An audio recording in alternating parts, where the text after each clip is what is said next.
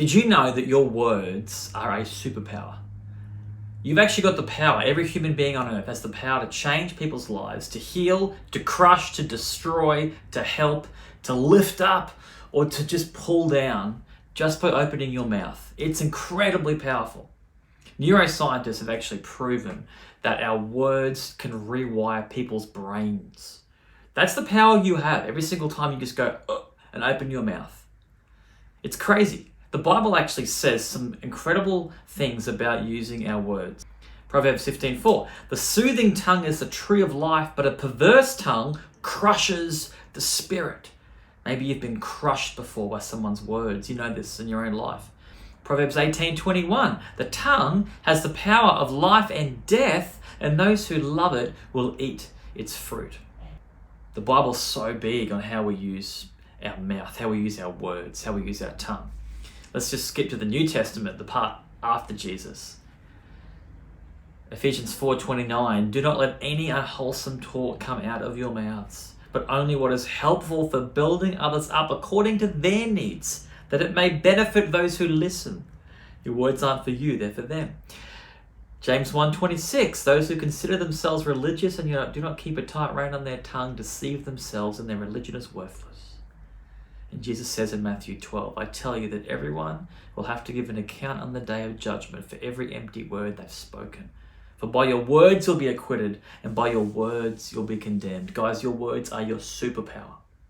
They can change the world around you.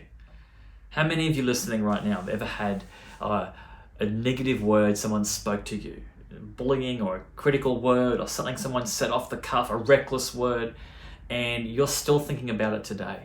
It's still running your life. I remember like 15 years ago, someone said that I was lazy. They said, Dan, you're just lazy, aren't you? And it did something to me. I was like, I made this vow inside myself to say, I'm not ever going to be a lazy person. And I spent, I reckon, like 8, 9, 10 years overworking. I remember in my last job, I used to come home from work sometimes at like 9 p.m. because I was going to prove this person, these words, that I'm not actually lazy. And the thing is, that person had completely forgotten about what they said. The words are powerful. The words live on, even though the person's actually already moved on. And the opposite is true. I can live on an encouraging word for like a whole week. Encouraging, building words can actually change your life. So how are you going to use your words? I want to talk to you today if you are a follower of Jesus. So if you're someone that claims to be a Christian, okay, this is really important for you. For everyone else, you can just chill out. But I'm talking to you, like, you just heard those verses before. Jesus is pretty big on how we use our words.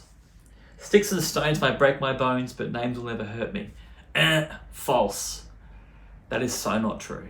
And it's been proven time and time again in research that words can be incredibly damaging, even more damaging than a stick and a stone. Well, maybe it depends how big the stick and stone is, but you get my meaning. We have a power.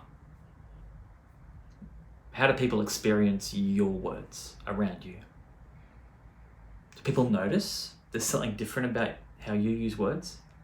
Do people notice you're a bit embarrassingly encouraging?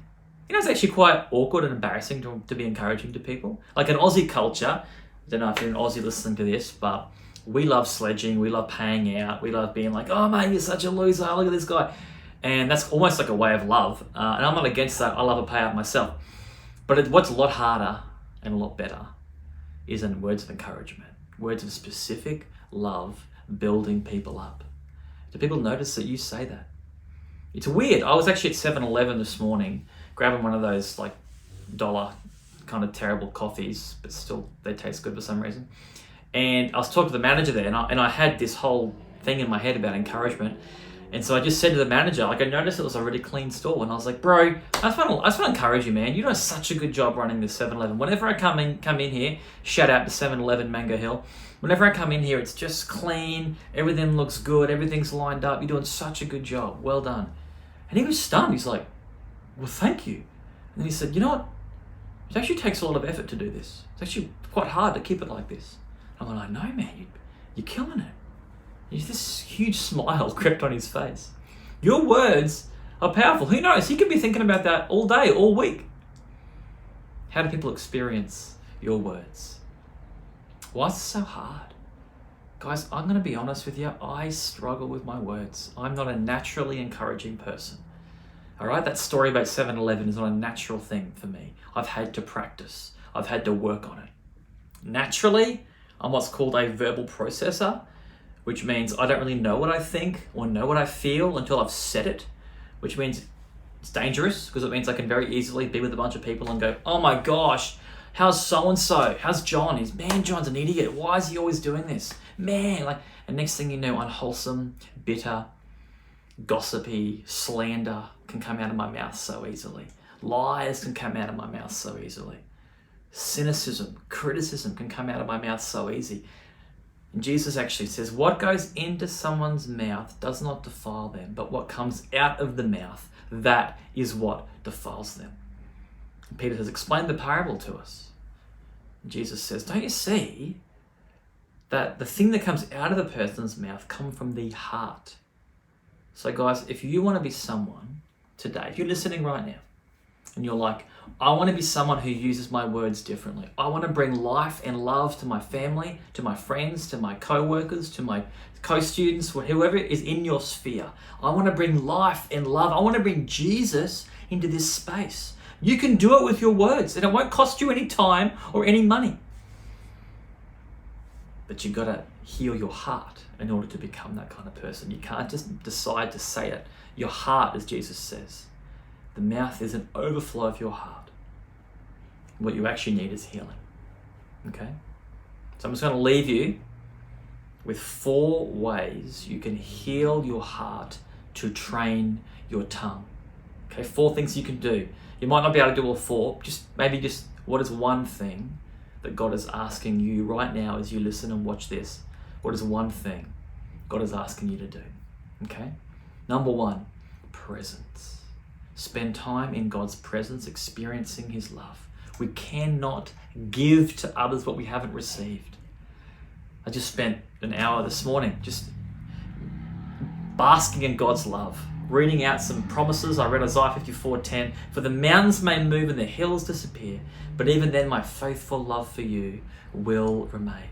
My covenant of blessing will never be broken, says the Lord who has mercy on you. Some of you guys listening right now have never really been encouraged very much in your life. You need to be encouraged, and you need God to do it, because maybe there's no one else in your life encouraging you right now. Let your Father encourage you. He is the only true source of love. Number 2, process your emotions with God. Process them with God so they don't spill out onto someone else, okay? So much of the Psalms like the prayer book, the songbook of the Bible, so much of the Psalms is actually just people, King David, other authors processing their emotions. It's like 60% of the Psalms aren't what we would call maybe worship. They're actually just saying, oh God, listen to Psalm 13. How long, Lord, will you forget me forever? How long will you hide your face from me? How long will I wrestle with my thoughts and day after day have sorrow in my heart? Imagine rocking up to a church service on a Sunday and it's like, oh Lord, how long? You've forgotten us again. That would actually be like a very biblical way of singing. We need to process our pain and emotions with God, or it'll end up spilling out somewhere else. Number 3 is practice.